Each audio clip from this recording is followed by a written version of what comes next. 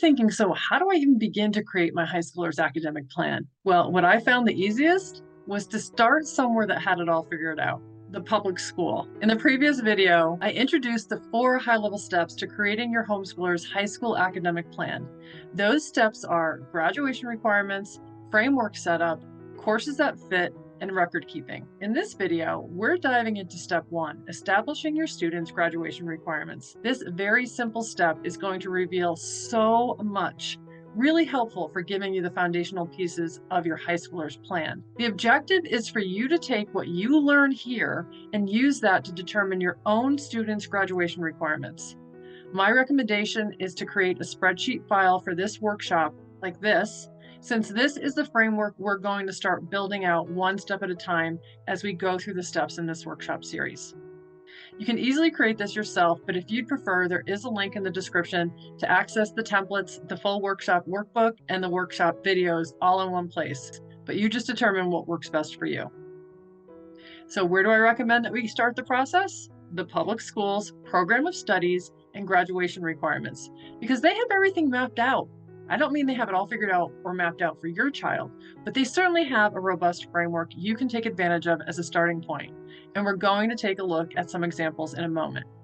But first, you may have noticed that I put the word requirements in quotes, and there's a reason for that. You may be wondering if you need to strictly follow your state's or county's graduation requirements. Nope, these are just guidelines for you. However, there are 2 things you'll want to check on before you create your student's academic plan. First, what does your state require with regard to homeschooling, and specifically for high school, if anything? In my state, there wasn't anything about high school that I needed to know with regard to setting up my high schooler's plan or creating their transcript, but you're going to want to check on your state. Second, as early as possible, and this may not be right away, but it's super helpful to have a sense of what your student is thinking of doing after high school. If it's college, there may be certain prerequisites that colleges have in general or for certain majors, which you'll want to include in your student's plan if you can. Or if they want to become an electrician or a hairstylist, etc., it's really helpful to know that.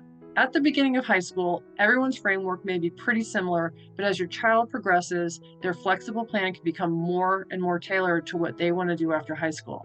Now, I don't want you to go and stress your teenagers out, but I have a video about teen strengths that I'll link at the end of this video that could really help open up the dialogue about this with your teen. Hey, I'm Kathleen Rumford, and as I mentioned in the previous video in this series, I'm a former software engineer by education, a bit of a nerd, as well as a homeschool mom of 15 years. In planning out my daughter's high school academics, I created this process, breaking it down into bite-sized steps to share with others, which I've been doing for many years and now with you. To make sure you don't miss any of this series or other videos on homeschooling high school, please like this video and subscribe to my channel. So let me show you a few public school examples of state graduation requirements and programs of studies.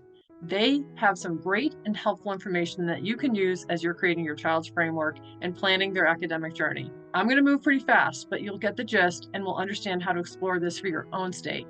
Ready? Let's go. Okay, we're going to move pretty quick here, but I wanted to show you Tennessee requirements to graduate high school. And I just popped this into Google, and this is what came up, 22 credits to graduate. And you click on here and you can see what those 22 credits are comprised of: 4 maths, 4 English, 3 science, and so on. So it's pretty straightforward. And then for Colorado, something similar. I typed in Colorado 2023 graduation requirements, 22 credits to graduate and complete the senior capstone project, a year-long non-credit course required for graduation. So that's a little different. But I click on here and very clearly everything's mapped out as far as how many credits of each subject that a student would need to graduate in Colorado. Then we come over to North Carolina. I typed in North Carolina Program of Studies 2023. I'm just going to click on this one, Union County Public Schools. And we come into this document. It's going to have a lot of information, not quite as easy to navigate to get the graduation requirements, but it's definitely got some things I want to show you. So if we click on here for graduation requirements, we see that in North Carolina, they have 2 tracks. They have the Future Ready Core track and then the Future Ready Occupational track. So this is the track for people who are not going to college right after high school. They're going into employment, and this would be for those going into college. So if we look at these, we've got 4 Englishes, 4 maths, and the same is true for the occupational, but they have a little bit different ones than the college ready needs to do. And then 3 sciences, 4 social studies, and it depends on what year the students entered high school. Health and PE, 1 credit, and world languages not required for graduation. And I do want to point that out because although there's no requirement, it does say that there are 2 world language courses of the same language required to meet the minimum University of North Carolina application requirement. So that's something that you would want to know for your state and what colleges your student may be interested in, what their requirements are so that you don't miss anything along the way. Other thing I want to show you is down here is the grading scale. So this grading scale is just the straight A, B, C, D, F, and here's the numerical values. I used this kind of scale for my first daughter, but then I went over to the plus and minus scale for my second daughter because I just did whatever our county did, and our county changed ours before my second daughter graduated. So the other thing I want to point out here is this is discussing weighting of grades and class rank. You don't care about class rank, but you do care about weighting of grades if your child is going to college, because colleges often want weighted and unweighted GPAs. So this shows you how things are weighted if your child takes an honors course or if they take an AP course versus a standard course. So an A for a standard course gets 4 points. For an honors course, it gets 4.5 points. And for an AP course or IB course gets 5 points.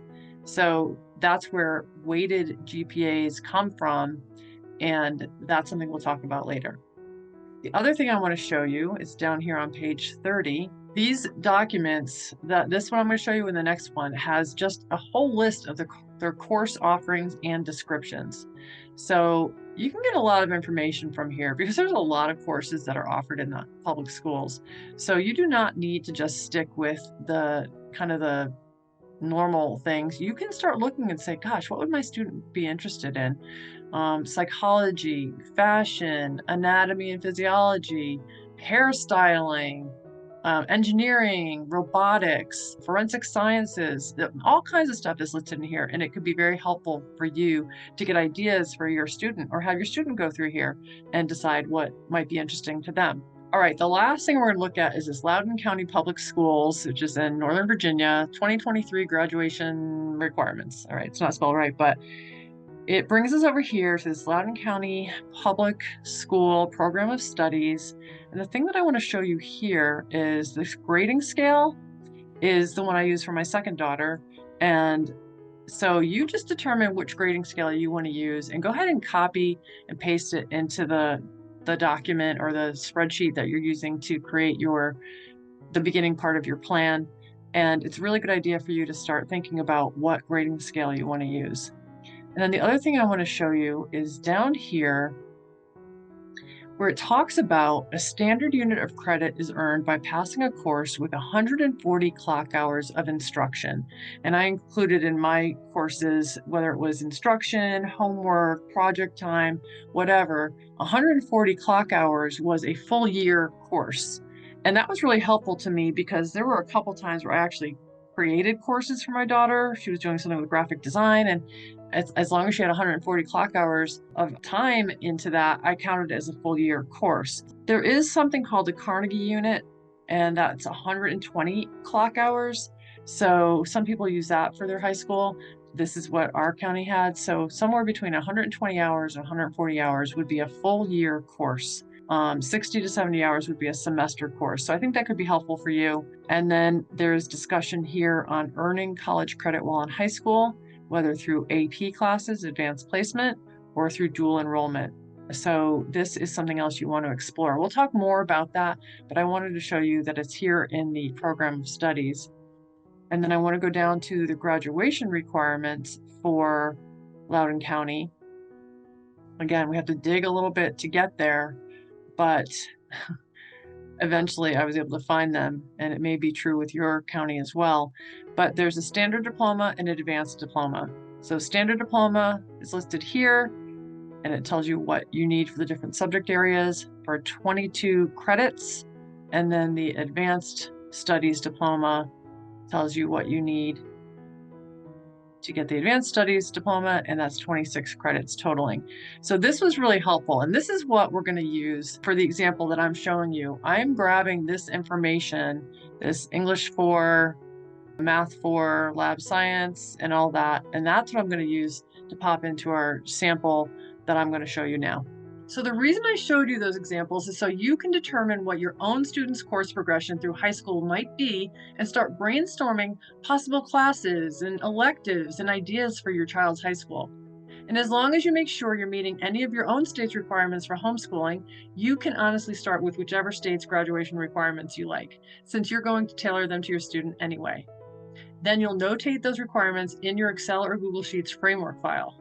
Okay, so for example, we're going to use the advanced graduation requirements from Loudoun County Public Schools, which was the last example we looked at.